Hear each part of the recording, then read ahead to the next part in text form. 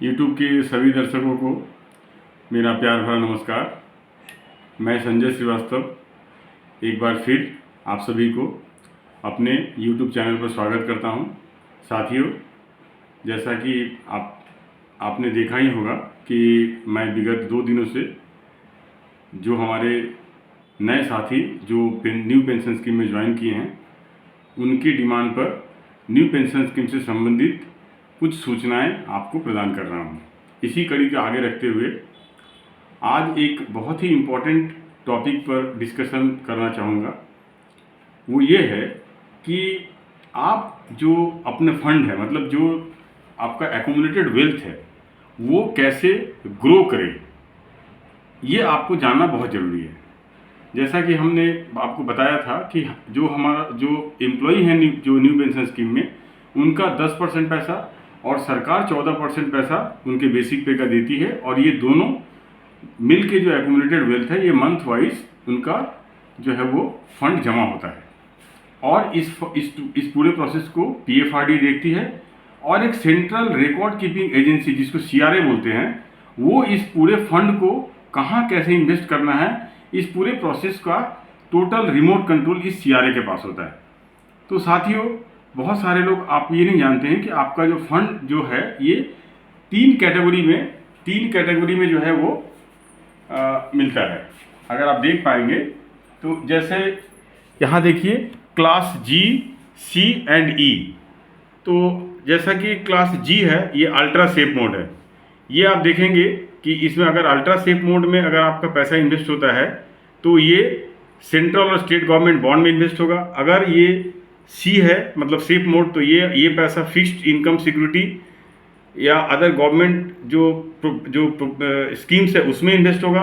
और अगर आपने ऑप्शन E चूज़ किया तो आपका इक्विटी मार्केट में इन्वेस्टमेंट होगा। तो इसके ये जो आपका ऑप्शन है G, C और E, ये बहुत हमारे कम जो है वो हमारे NPS जो सब्सक्राइबर उनको ये पता है कि आप वंस इन अ ईयर ये ऑप्शन चेंज कर सकते हैं। अर्थात अगर आपने ये देखा कि मार्केट का स्थिति बहुत अच्छा है तो आप उसमें आप मीडियम ऑप्शन लेके मार्केट में जो भी उछाल है उसका फ़ायदा ले सकते हैं।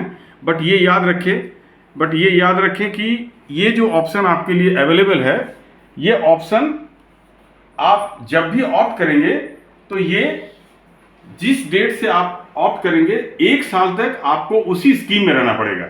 जिस दिन एक साल कंप्लीट होगा उसके बाद ही आप इसको जो है चेंज कर सकते हैं।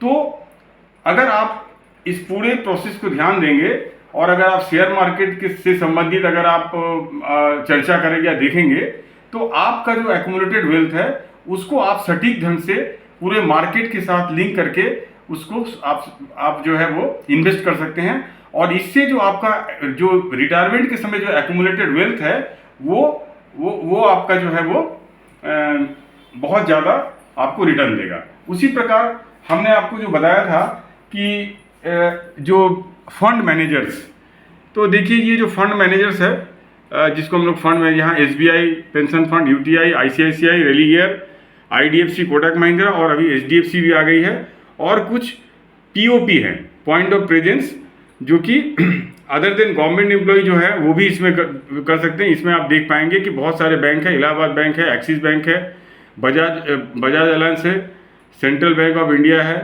ठीक है, और बहुत सारे सिटी बैंक है, कंप्यूटराइज मैनेजमेंट सर्विस है, ICICI बैंक है। तो ये है आपका एक मोटा मोटी लेखा जोखा जो NPS से संबंधित है। तो इन्हीं शब्दों के साथ मैं आप सभी से विदा लेता हूं, और आप सबसे अनुरोध है कि आप अपना प्यार ऐसे ही दिखाते रहिए, और आपको किस टॉपिक पे और भी जो है इन्फॉर्मेशन चाहिए अगर आप बताएंगे तो हमारे लिए बहुत सुविधा होगी।